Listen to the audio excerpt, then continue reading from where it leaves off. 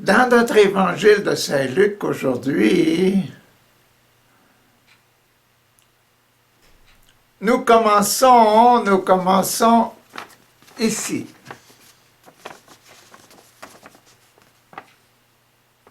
Parce qu'hier, nous avons terminé le dernier passage du glaive qui doit transpercer le cœur de Maman Marie. Donc, nous commençons maintenant dans la table. Nous commençons la table ici, et vous voyez que c'est un grand bloc de 7 passages.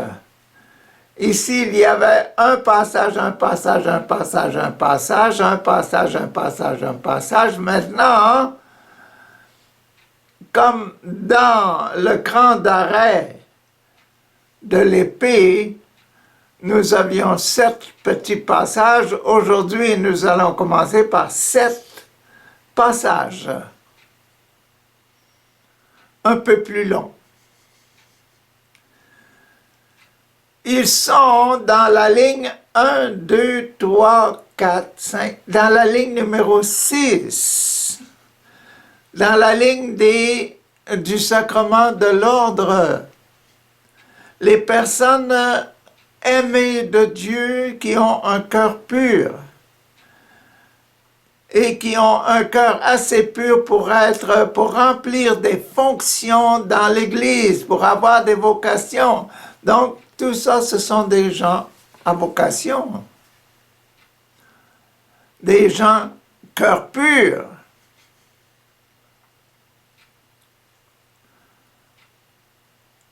Dans la ligne des cœurs purs. Dans la ligne des cœurs, hier, on avait ici fini l'épée et le garde de l'épée pour entrer, pour ne pas traverser la table et les offrandes. Le grand programme de purification s'applique parce que vous voyez que l'épée est déjà rentrée dans l'offrande qui est au milieu. L'offrande qui est au milieu, les 2 passages du milieu, c'est Jésus, corps et sang. Jésus immolé sur l'autel, qui, par sa grâce et par son rayonnement, va purifier tous les saints, toute cette rangée de saints. Et aujourd'hui, on commence par le numéro 1.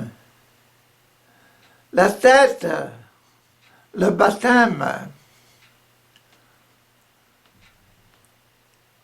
Les 7 passages d'aujourd'hui vont avoir dans le but initial le baptême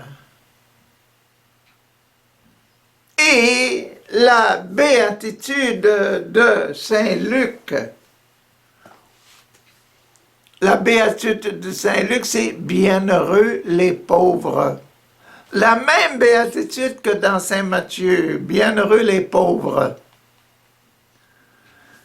Qu'est-ce que Luc dit au sujet d'eux autres? Allons, chapitre 7 de Saint Luc,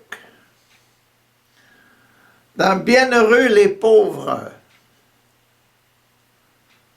Quand Jésus eut fini d'adresser toutes ces paroles au peuple, il se rendit à Capernaum. Là, un capitaine romain avait un serviteur qui lui était très cher. Un capitaine romain, un romain. N'est pas un juif, c'est un romain. Avait un serviteur très cher. Ils ne disent pas l'âge du serviteur. Ça peut être un jeune enfant de 12 ans, 11 ans, quelque chose comme ça. Ça peut être un jeune.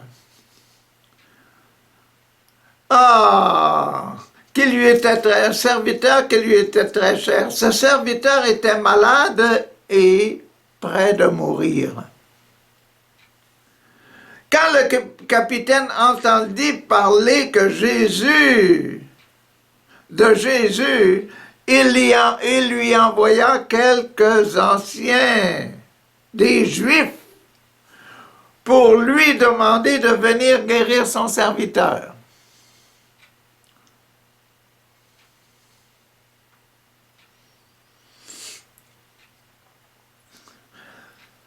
Le capitaine romain envoie des Juifs, des anciens, pour demander à Jésus de venir guérir son serviteur. Donc, il avait la foi que Jésus, il est capable de guérir. Ils arrivèrent auprès de Jésus et se mirent à le prier avec instance. Jésus, cet homme mérite que tu lui accordes ton aide. Il aime notre peuple. Il nous aime, nous les Juifs, même s'il est romain. Et c'est lui qui a fait bâtir notre synagogue, notre maison de prière. Il a la foi. Il est bon. Il a un cœur pur. Ah! Alors Jésus s'en alla avec eux. Jésus suivit les anciens. Il n'était pas loin de la maison du capitaine quand le capitaine envoya des amis pour lui dire « Maître, ne te dérange pas.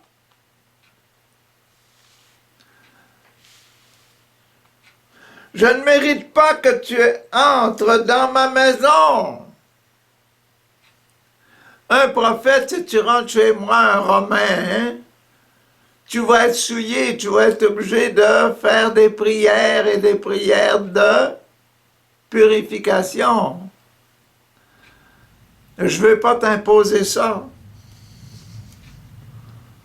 C'est pour cela que je ne me suis pas jugé digne d'aller en personne vers toi. Je ne voulais pas t'imposer des purifications.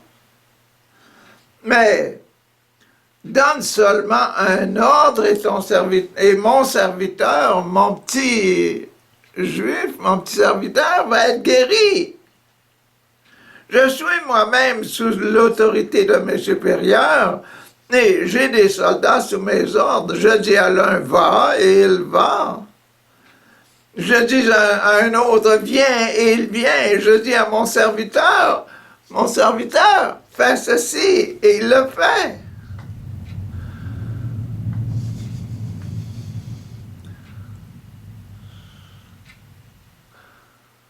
Ah, quand Jésus entendit ces mots, il admira le capitaine.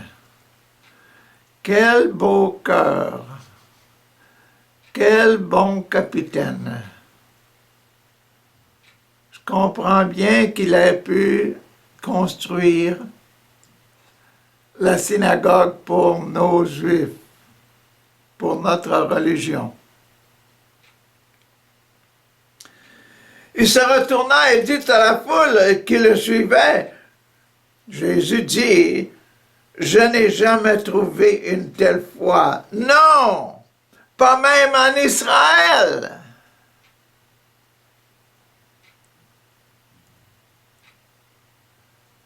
La foi au pouvoir de donner des ordres, même à la maladie. Même à la maladie. Dit à la maladie, sors de ce serviteur, et la maladie va partir, va s'en aller. Je n'ai jamais vu une foi pareille, même en Israël. Les envoyés retournèrent dans la maison du capitaine et ils trouvèrent le serviteur en bonne santé.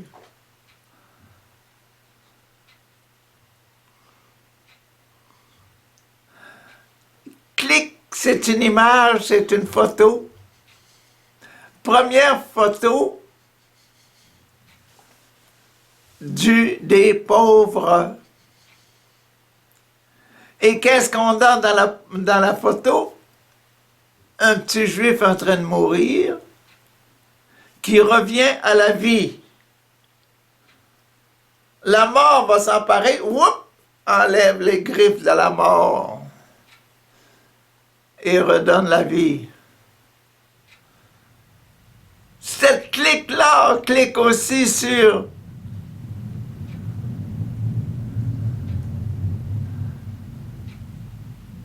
l'homme qui a fait la demande de foi.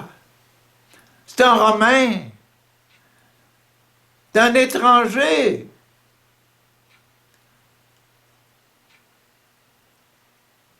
Pour Dieu, tous les hommes sont ses enfants. Tous les cœurs purs sont purs. Et ils méritent son attention. Si le Saint-Esprit travaille pour réchauffer le cœur du centurion et puis aussi pour réchauffer le cœur de tout le monde qui est là, réveiller la foi, redonner la vie, donner la vie en abondance. Aïe, aïe, aïe. Le baptême, la force du baptême, le pouvoir du baptême, le pouvoir de la grâce, le pouvoir de l'Esprit Saint, le pouvoir de l'amour. Fini pour le premier clic-clic, le baptême. Passons à l'Eucharistie. Dans Bienheureux les pauvres, un clic sur les pauvres, sacrement de l'Eucharistie. Jésus se rendit ensuite dans une ville appelée Naïn. Ses disciples et une grande foule l'accompagnaient. Au moment où il approchait de la porte de la ville, on menait un mort au cimetière.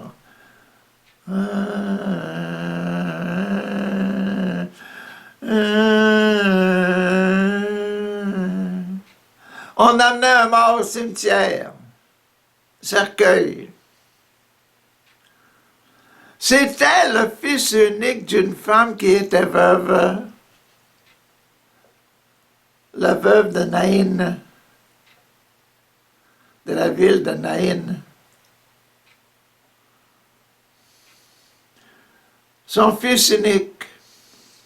Un grand nombre d'habitants de la ville se trouvaient avec elle. Il y avait une grande foule dans le cortège pour amener le cercueil au cimetière. Quand le Seigneur la vit, quand Jésus la vit, il fut rempli de pitié pour elle et lui dit, « Ne pleure pas, maman. »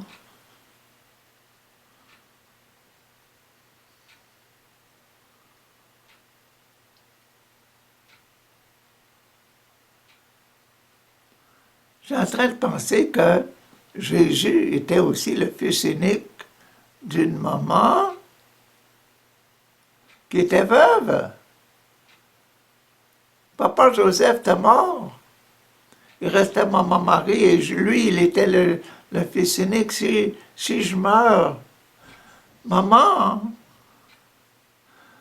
va avoir le cœur vide, vide, vide de ma présence, vide.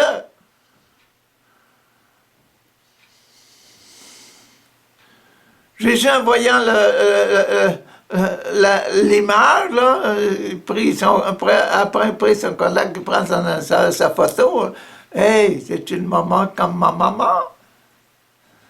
Son fils est mort. Ne pleure pas. Puis il s'avança et toucha le cercueil. Les porteurs s'arrêtèrent. Ah! Jésus dit, jeune homme, je te l'ordonne, lève-toi.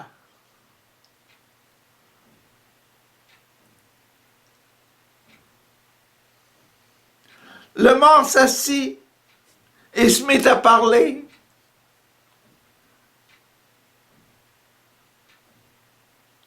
Maman, maman, maman, maman. Jésus le remit à sa mère. Tous furent saisis de crainte et louaient Dieu, en disant, un grand prophète est apparu parmi nous et aussi Dieu est venu secourir son peuple. Dieu est venu parmi nous pour secourir son peuple. Et dans toute la Judée et ses environs, on apprit ce que Jésus avait fait.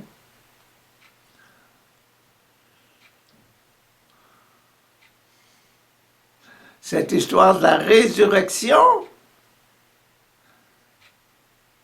du fils de la veuve de Naïn. Vous avez pris votre photo, là, c'est ça, votre deuxième photo, sur l'Eucharistie. Jésus au milieu de nous, la résurrection au milieu de nous. Vivre avec un ressuscité, c'est changé, hein? Imaginez-vous la veuve de Naïn, là, qui se met là, qui commence à vivre aujourd'hui avec son fils qui est un ressuscité des morts. Imaginez, imaginez. Et tous les jours qui suivent, là, mon fils est ressuscité des morts. Jésus est venu nous visiter. Jésus, l'Esprit de Jésus est venu nous visiter. L'Esprit Saint est avec nous. Quel genre de vie qu'ils ont vécu à la maison? Ça devait être à peu près la même chose quand Jésus a ressuscité Lazare, là, son grand ami Lazare, le frère de Marthe et Marie. Vivre avec un ressuscité dans la maison.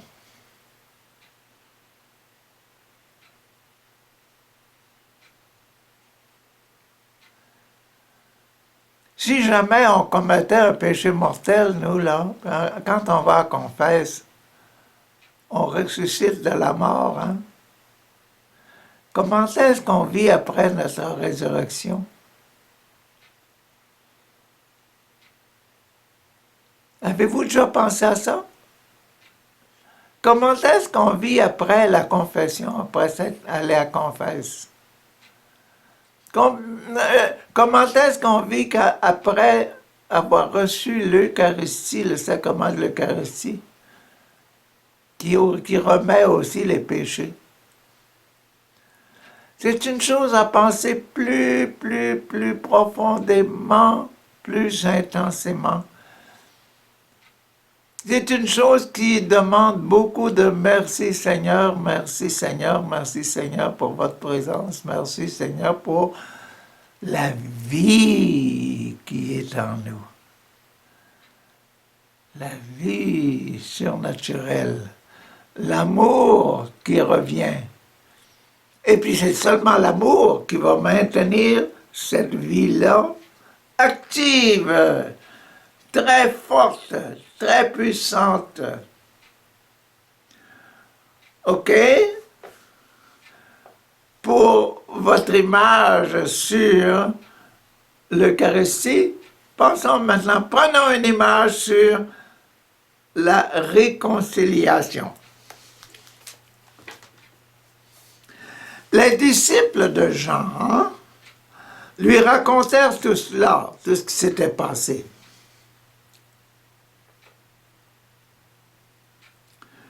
Jean appela 2 d'entre eux et les envoya au Seigneur pour lui demander « Es-tu celui dont nous savons qu'il doit venir, ou devons-nous en attendre un autre que toi?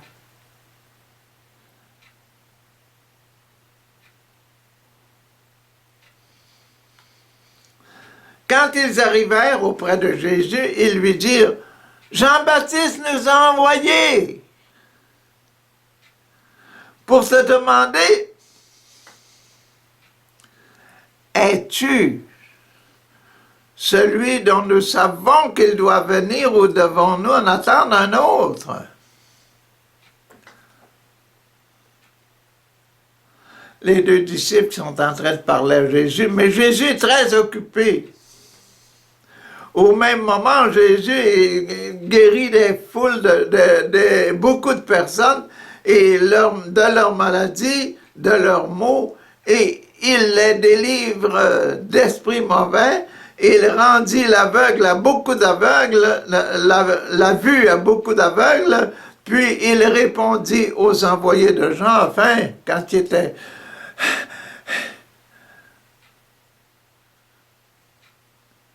prêt pour se reposer, il répondit aux deux envoyés de Jean, « Allez raconter à Jean ce que vous avez vu et entendu là. »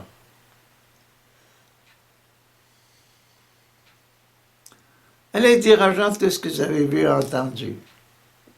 Les aveugles voient, les boiteux marchent, les lépreux sont rendus purs, les sourds entendent, les morts reviennent à la vie. La bonne nouvelle est annoncée aux pauvres. Heureux celui qui ne perdra pas la foi en moi.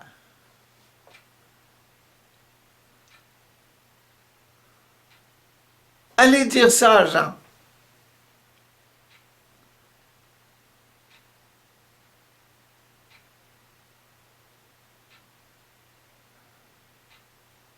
Vous avez pris votre photo, là? La réconciliation. Dis à Jean, Jean doit se réconcilier.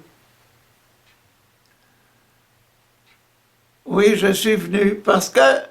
Pourquoi? Parce que je baptise, moi aussi, là. Moi, je baptise, mais je baptise avec l'Esprit Saint. La preuve que l'Esprit Saint vient faire son travail, là, les aveugles voient, les boiteux marchent, les lépreux sont guéris, la bonne nouvelle est annoncée. Il y a des miracles qui accompagnent le baptême. Jean-Baptiste, mon ami Jean, l'Esprit Saint travaille dans mon baptême. Ce que tu as vu, c'est vrai. Heureux celui qui ne perd pas sa foi en moi.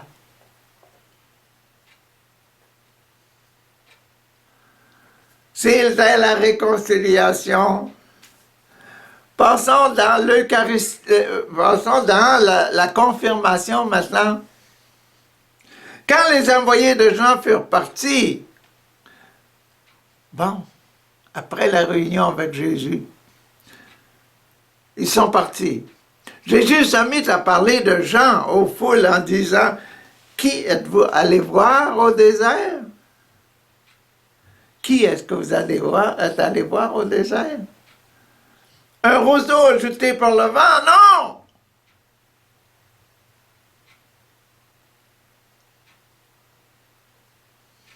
Alors, qui êtes-vous allé voir? Un homme vêtu d'habits magnifiques. Vous connaissez mon Jean? Avec ses poils de chameau, il mangeait des sauterelles. Mais ceux qui portent des riches habits et ils vivent dans le luxe se trouvent dans les palais des rois. C'est pas la place où vit mon frère Jean.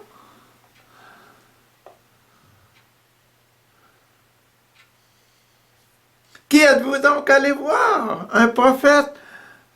Oui, oui, oui. Je vous le dis, et même bien plus qu'un prophète.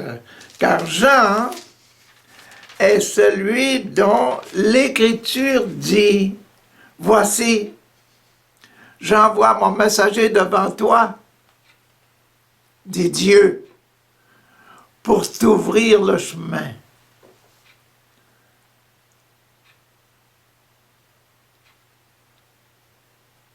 Qui êtes-vous allé voir? Clic, clic, c'est notre image d'un pauvre. Un pauvre habillé avec du poil de chameau et puis mange les sauterelles.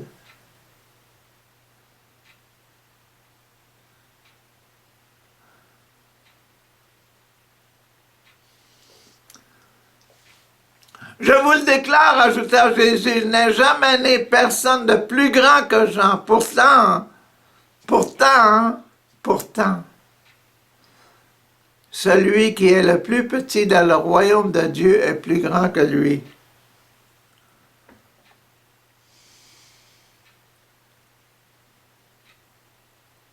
Pourquoi? Parce qu'il est déjà au ciel.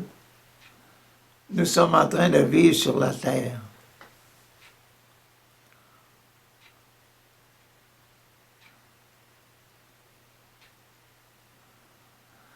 Ah!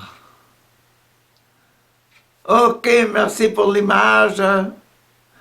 L'image numéro 4.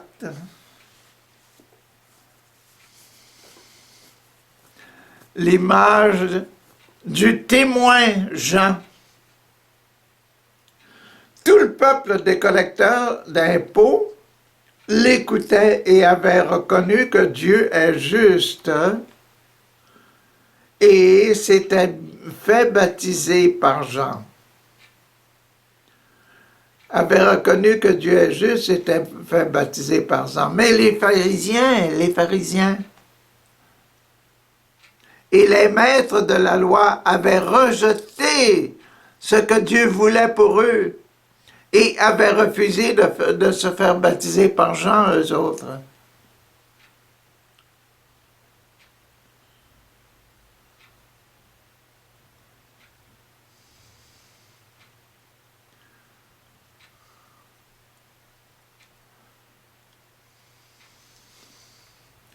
Jésus dit encore, « À qui puis-je comparer les hommes d'aujourd'hui? » En 5, l'extrême onction.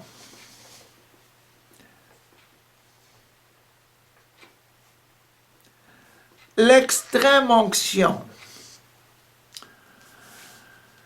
À qui puis-je comparer les hommes aujourd'hui? À qui ressemble-t-il? Clic, clic, là. Attends, votre image. Il ressemble à des enfants assis sur la place publique, dont les uns crient aux autres, « Hey, les amis, nous avons joué des airs de danse sur la flûte et vous n'avez pas dansé. »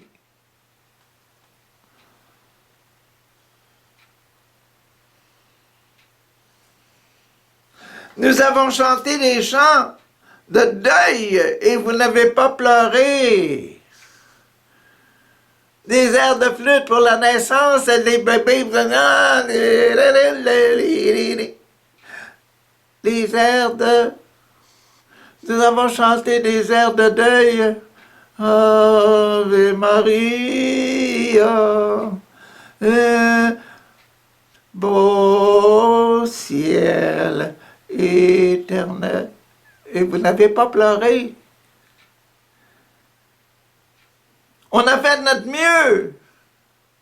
On est des enfants, on a fait notre mieux. Clic, clic. Ah, c'est une image du baptême. On a fait notre mieux. Comme enfants de Dieu. Nous avons essayé d'animer la foule, participer aux liturgies,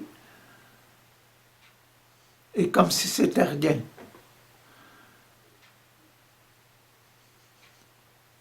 C'est bien ce qu'on pense aujourd'hui. Beaucoup beaucoup se disent, pourquoi est-ce que je m'en vais à messe? Pourquoi que je m'en vais à la réunion? Pourquoi je participe au carême? Pourquoi je vais préparer la fête de Noël? Pourquoi je me fais des beaux vêtements pour aller à l'Eucharistie? Pourquoi? C'est parce que je suis baptisé. Mais si je me demande pourquoi, c'est peut-être parce que moi-même, je n'ai pas creusé assez. J'ai pas creusé assez.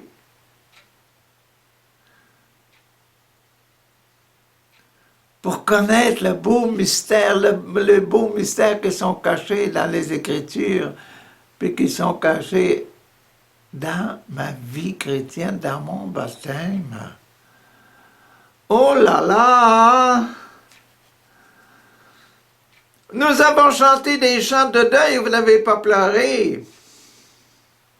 Jésus ajoute, car Jean-Baptiste est venu, ne mangeait pas de pain, il ne buvait pas de vin, et vous dites, il a un esprit mauvais, ce Jean-Baptiste-là.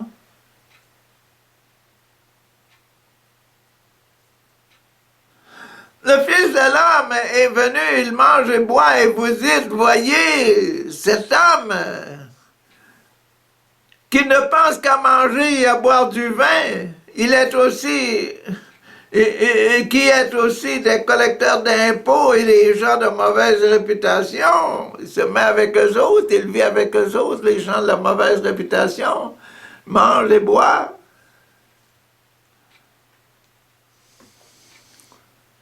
Clic, clic, clic, clic, des photos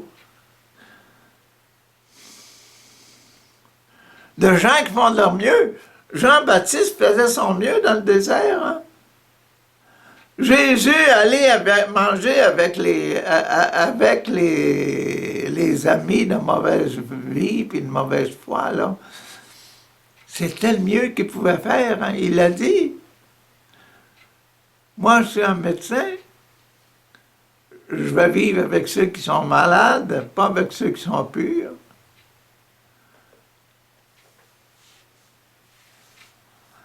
La dernière phrase de ce fameux extrême onction, mais la sagesse de Dieu est reconnue comme juste dans tous ceux qui acceptent. La parole de Dieu est reconnue juste dans tous ceux qui l'acceptent.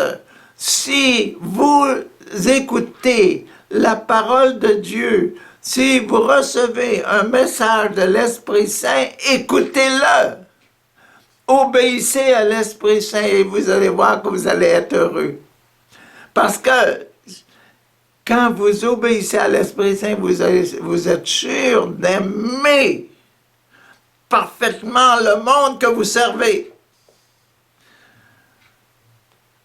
C'est pour ça que les chrétiens d'un pays sont toujours les meilleurs citoyens. Ben oui.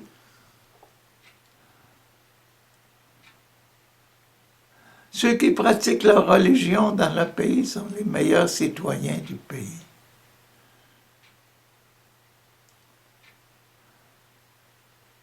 Parce que leur chef est plus important que le chef politique. Leur Dieu, c'est le Dieu des morts et des vivants.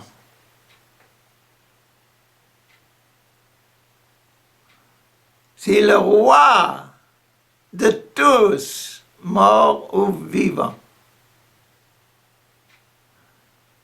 Et ceux qui sont morts spirituellement vont se mettre à pleurer.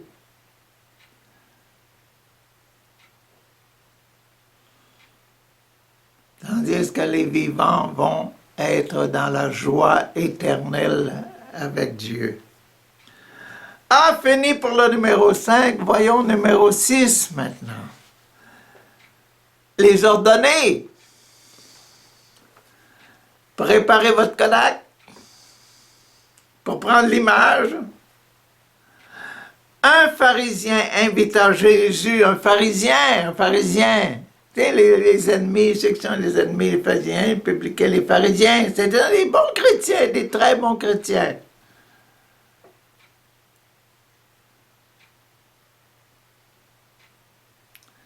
Un pharisien invita Jésus à prendre un repas avec lui. Wow!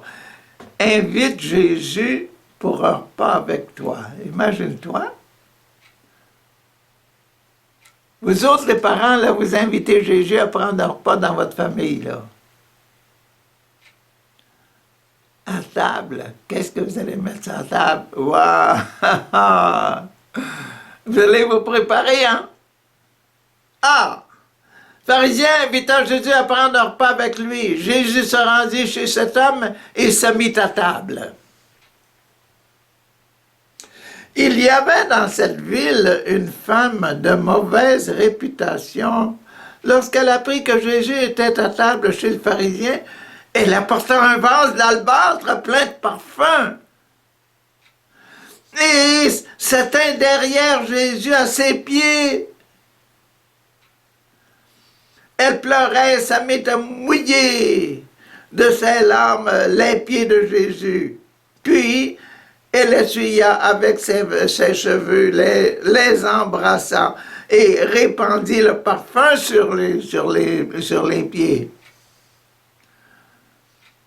Quand le pharisien qui avait invité Jésus vit cela, il se dit en lui-même, si cet homme était un prophète, hein, était vraiment un prophète, il saura qui est cette femme qu'il touche et ce qu'elle est, une femme de mauvaise réputation.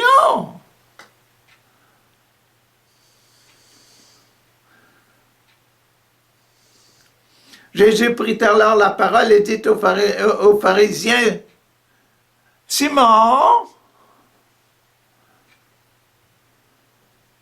j'ai quelque chose à te dire. » Simon répondit, « Parle, maître. » Et Jésus dit, « 2 hommes devaient de l'argent à un prêteur. » Parabole. L'un lui devait 500 pièces d'argent, mais l'autre 50.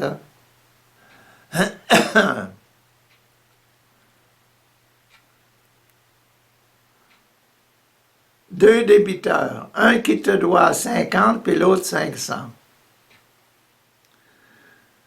Comme ni l'un ni l'autre ne pouvaient payer, il leur supprima leur dette à tous les deux. Allez-vous-en tous les deux, vous n'avez plus de dette. Ah, lequel des deux l'aimera le plus, le propriétaire, là? Simon lui répondit, « Je pense que c'est celui auquel il a fait grâce de la plus grosse somme. » Jésus lui dit, « Tu as raison, Simon, tu as raison. »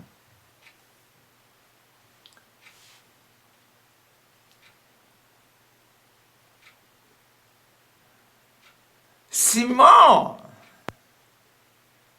le choisi, qui a choisi Jésus pour vivre avec lui, pour avoir un bon repas avec lui. Un cœur pur. Un cœur pur qui était capable de dire, ben, si c'était vraiment un prophète, là, il saurait bien que cette femme-là, c'est une pécheresse. C'est une femme de mauvaise vie. Il la refuserait. Waouh! La photo clic de Simon, un cœur pur. Ce que le baptême peut avoir fait dans Simon, lui donner le cœur pur.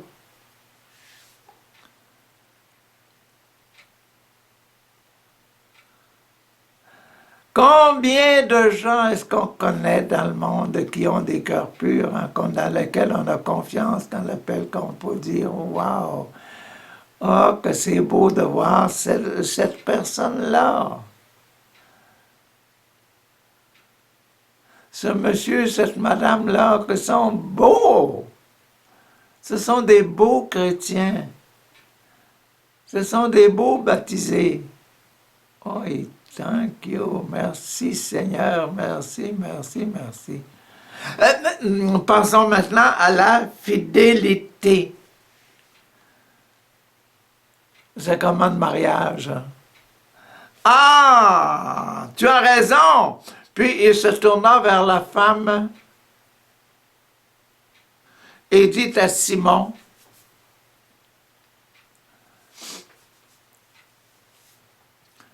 tu vois cette femme-là?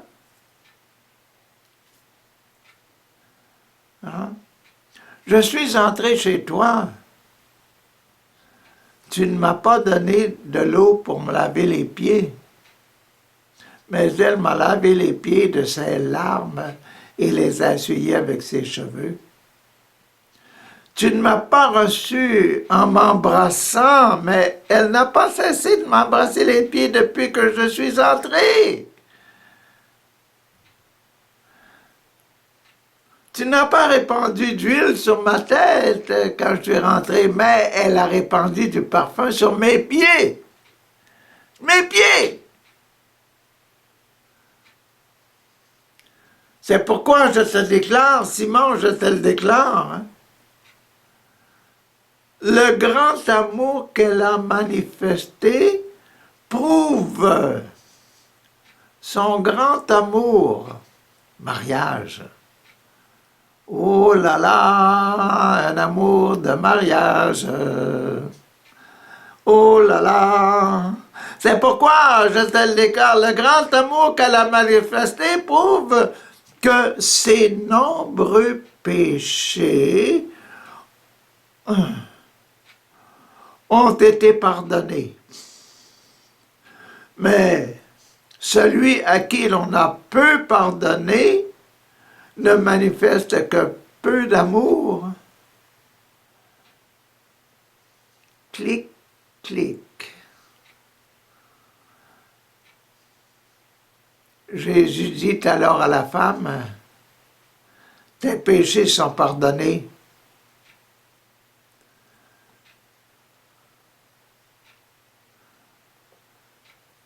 Sacrement de baptême.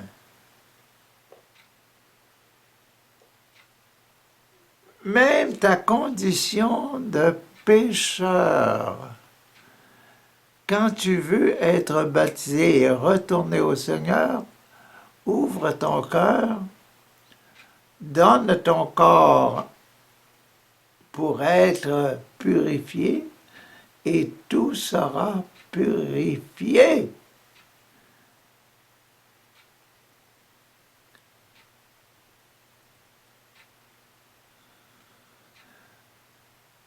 Quel que soit son âge, de bébé jusqu'à la mort spirituelle, si tu veux changer de vie,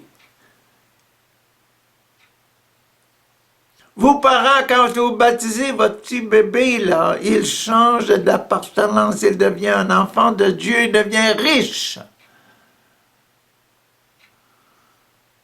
Mais celui qui est en train de mourir, qui est en état de péché grave, là, puis qui dit je veux le baptême, je veux devenir un enfant de Dieu, il se présente et est baptisé, il deviendra aussi un enfant de Dieu. Quel que soit l'âge, quelle que soit votre condition.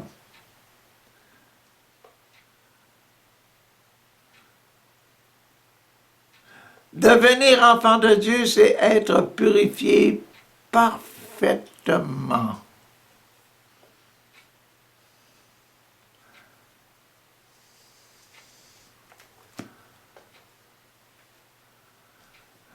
La fidélité à Dieu.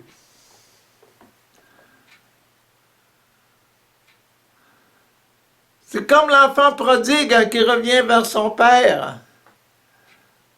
Ah, le frère de l'enfant prodigue dit « Papa, t'as même pas, pour moi, t'as même pas donné un veau gras pour fêter avec mes amis. » Mais avec lui, qui a tout fait pour détruire ce que tu as fait pour lui, tu l'acceptes encore. Ben oui, c'est mon fils. C'est ton frère. Aime-le profondément comme je t'aime. et tu vas t'apercevoir que la vie est revenue. Ah, c'est ce qu'il y avait dans le sacrement de baptême. Dans le bienheureux, ceux qui sont pauvres. Demain, on va rentrer dans le bienheureux, ceux qui ont faim.